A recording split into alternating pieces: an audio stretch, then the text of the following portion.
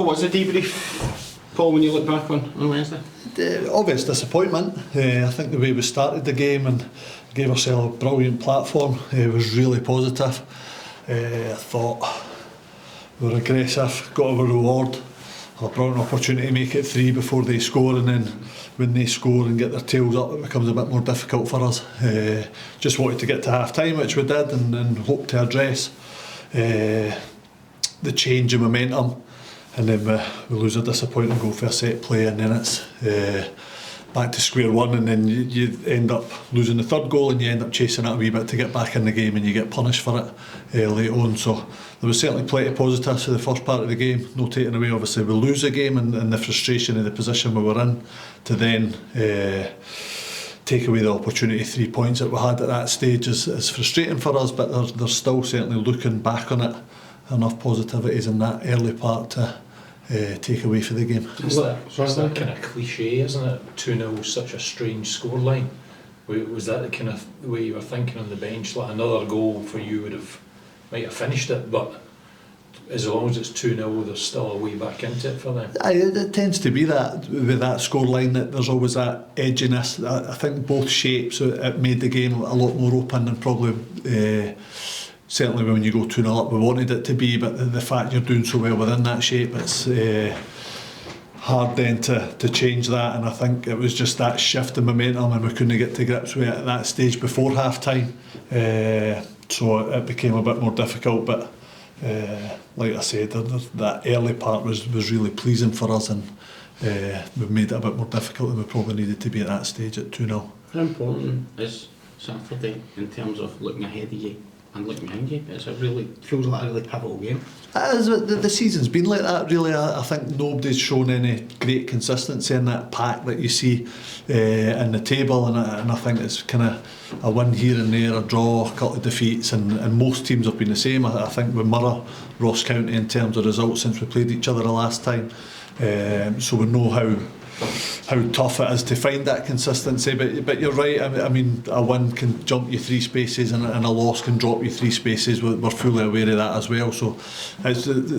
they're all important. You get closer towards the end of the season, they become more and more important in terms of your top 6 aspirations and ending up in the bottom 6, so we definitely know the importance of it.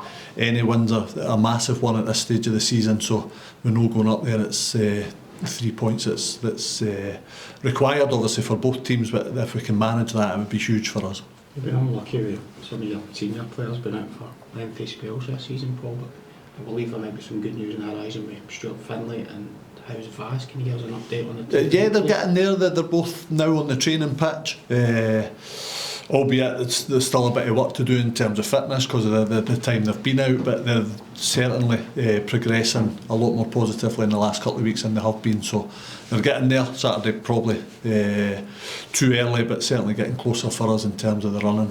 But certainly in terms of Stuart, I mean, at the time we weren't sure if nobody could say for sure if he was going to be back before the end of the season. Yeah. That sounds like if he's back on the grass, I know you don't want to put time scales on it, but we're definitely going to get him back before the end of the season. Yeah, we'll be back. Well, touch wood in terms of his progression, but he's certainly making progress. And again, we know what to put timings on it because of that pressure and the time he's been out, and it is that work to get match fitness, which isn't always easy. But he's certainly going in the right direction, and we will have him back at some stage. Before the end of the season, definitely. Yeah, both of them, him and Vass, if we can get them back and involved in the squad, there's huge influences around the team for us. How close is Vass? Is he closer than Stuart? Or? Yeah, Vass is a bit closer than Stuart. Again, he's just at that stage now where we're trying to push on him, and it's making sure he gets through this period where it becomes more intense and it's a bit harder for him, and you're hopeful that he comes through all these stages and he's ready to go, and he's probably now at the final stage of that push, so hopefully not too far away. Would you be optimistic to have him before the split?